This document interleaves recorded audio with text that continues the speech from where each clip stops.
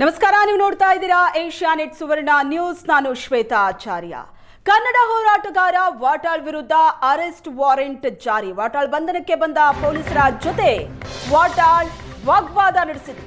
ಬೆಂಗಳೂರಿನ ವಾಟಾಳ್ ನಿವಾಸದ ಮುಂದೆ ಹೈ ಡ್ರಾಮಾ ನಡೆಯಿತು. ನನ್ನನ್ನು ಬಂಧಿಸೋದಕ್ಕೆ ವಾರೆಂಟ್ ಇದೆಯಾ ಅಂತ ವಾಟಾಳ್ ಪ್ರಶ್ನೆ ಮಾಡ್ತಾರೆ.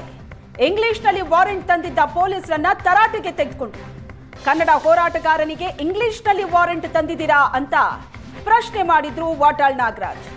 ಕನ್ನಡದಲ್ಲಿ ವಾರೆಂಟ್ ತಗೊಂಡು ಬನ್ನಿ ಅಂತ ವಾಟಾಳ್ ಹೇಳ್ತಾರೆ.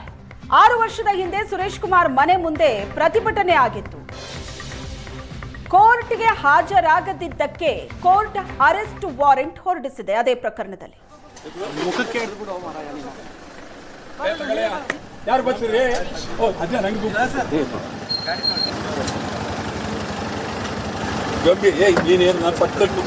ವಾರೆಂಟ್ ಅರೆಸ್ಟ್ ಅಂದ್ಬಿಟ್ರೆ ಸೆಕ್ಷನ್ 269 ಕೂಡ ಬಚ್ಚಾರು ಸೇರ್ಕೊಂಡು ಈ ಕಡೆ ಬನ್ನಿ ಸ್ವಲ್ಪ. ಹೌದು, ಇದು ಹೇಳ್ಬೇಕಲ್ಲ. ನೀವು ಕೊಡಿ, ನೋಡ್ತಿದ್ ನನಗೆ ಎಲ್ಲಿ ಕೊಡಿ ಮತ್ತೆ ಬನ್ನಿ ಬನ್ನಿ ಅಂದ್ಬಿಟ್ರೆ ನಾ ಬರ್ದೇವು. ಸರಿ, ನಾ ಬರ್ದೆ ಓಡೋಗ್ಬಿಡ್ತೀನಿ. ಇದು ದರೋಡೆ ಕೇಸಾ? ಅಲ್ಲೇ ಕೈ ಕಲ್ಯಾಣ ಸೆಕ್ಷನ್ 269 271 ಏನ್ ಹೇಳುತ್ತೆ ಅದು? ಅದೇ ಪಬ್ಲಿಕ್ ನ್ಯೂಸೆನ್ಸ್ ಮತ್ತೆ ಸರ್ಕಾರ ಇವರ ನೀಡಿದ ಸೂಚನೆಯನ್ನು ಪಾಲನೆ ಮಾಡದೆ ಇದು ಯಾವತ್ತೊಂದು ಅಂದ್ರೆ 6 ವರ್ಷದ 9 ತಿಂಗಳು ಸುರೇಶ್ ಕುಮಾರ್ ಅವ್ರನ್ನೇ ಬೇಕಾದ್ರೆ ಕೇಳ್ಬಿಡಿ.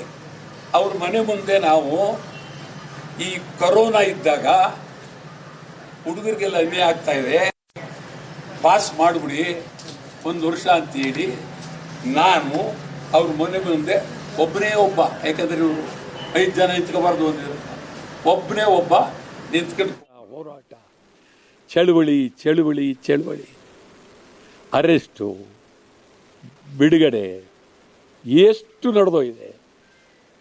ಸಂತೋಷ ನನಗೆ. ಆದರೆ ಇದನ್ನು ಒಬ್ಬ ನ್ಯಾಯಾಧೀಶರು ತಾಳ್ಮೆ ಇಲ್ಲದೆ ಅವರು ಈ ರೀತಿ ಕ್ರಮ ಕೈಗೊಂಡಿದ್ದಾರೆ. ನಾನೇನು ಅದಕ್ಕೆ ಹೆದರತಕ್ಕಂಥವನಲ್ಲ.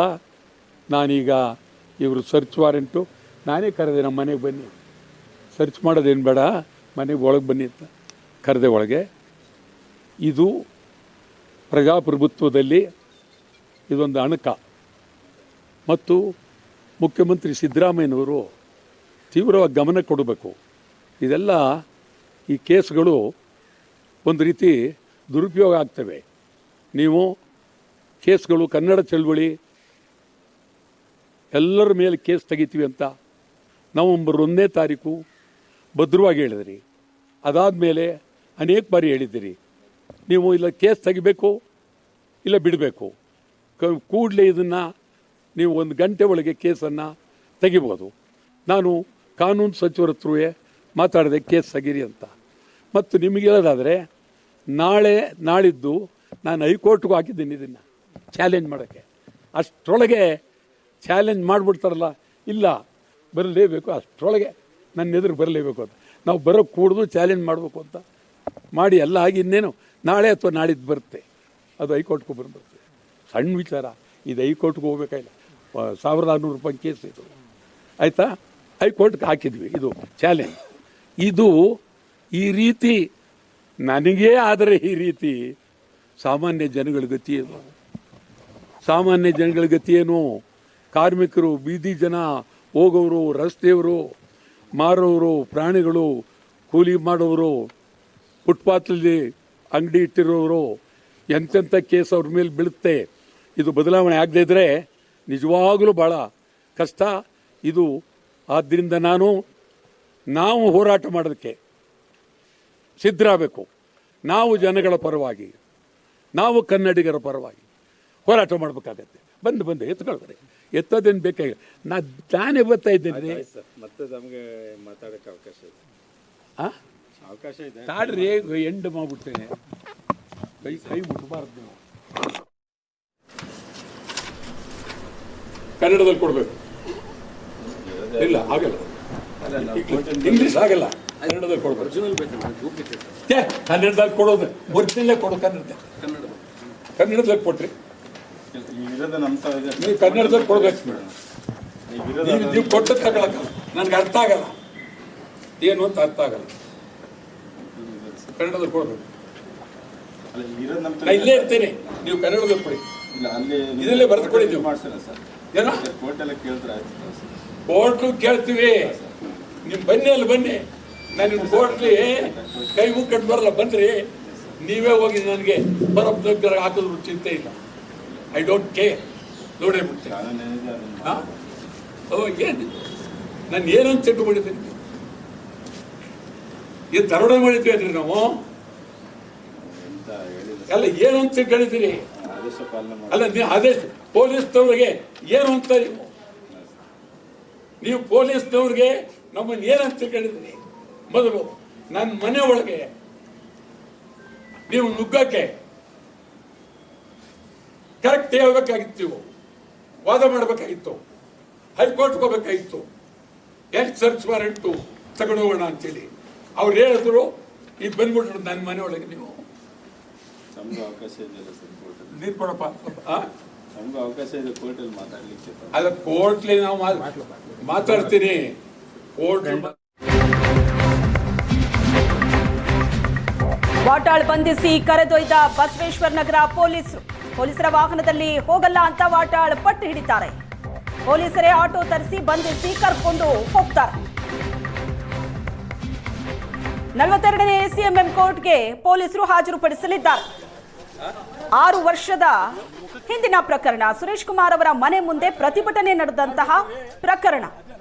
ಆ ಪ್ರಕರಣದಲ್ಲಿ ಕೋರ್ಟ್ಗೆ ಹಾಜರಾಗದೇ ಇದ್ದಿದ್ದಕ್ಕೆ ಅರೆಸ್ಟ್ ವಾರೆಂಟ್ ಅನ್ನ ಕೋರ್ಟ್ ಹೊರಡಿಸಿದೆ. ಫಸ್ಟ್ ವಾರೆಂಟ್ ಒರಿಜಿನಲ್ ತಗೊಂಬನ್ನಿ, ಆಮೇಲೆ ಅರೆಸ್ಟ್ ಮಾಡಿ. ನಡ್ರಿ ಇಲ್ರಿ, ನೀವು ನನ್ನ ಮಾತು ಸ್ವಲ್ಪ ತರಿಸಿ ಬರ್ತೀನಿ. ಕರ್ಕಡೆ ಆಟೋ ತಗೊಂಬಪ್ಪ. ಫಸ್ಟ್ ವಾರೆಂಟ್ ಇಲ್ಲ ನೀವು ನನ್ನ ಕಾರಲ್ಲಿ ಬರೀ ಕೂತ್ಕೊಳ್ಳಿ. ಮತ್ತೆ ತರಿಸಿ ಆಟೋ ತರಿಸಿ ಒಂದು ಆ್ಯಪಲ್ ಬುಕ್ ತಗೋಬ ತರಿಸಿ ಆಟೋ.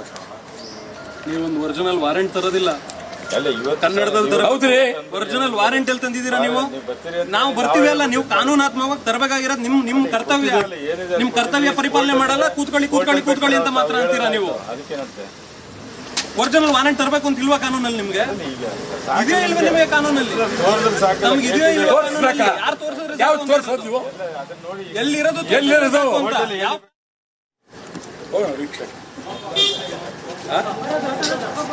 ಮುಖಕ್ಕೆ ಹಿಡಿದು ಬಿಡು ಮಾರಾಯ ನೀನು. ಯಾರು ಬರ್ತೀರಿ? ಅದೇ ನಂಗೆ ಗಂಭೀರ ನೀನೇನು ನಾನು ಪಕ್ಕದಲ್ಲಿ ಸಾಕು ಗಂಭೀರವಾಗಿ ಮುಂದೆಗಡೆ ಕೋರ್ಟಿಗೆ ಬಂದ್ಬಿಡ್ತೀನಿ. ಮುಂದೆಗಡೆ ಬರ್ತೀನಿ. ಬನ್ನಿ. ಪೊಲೀಸರಿಗೆ ಧಿಕ್ಕಾರ.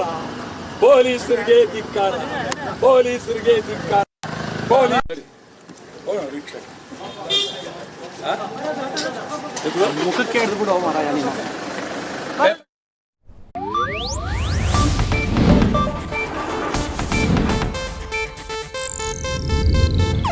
ಇದು ಏಷ್ಯಾನೆಟ್ ನ್ಯೂಸ್ ನೆಟ್ವರ್ಕ್ ಪ್ರಸ್ತುತಿ.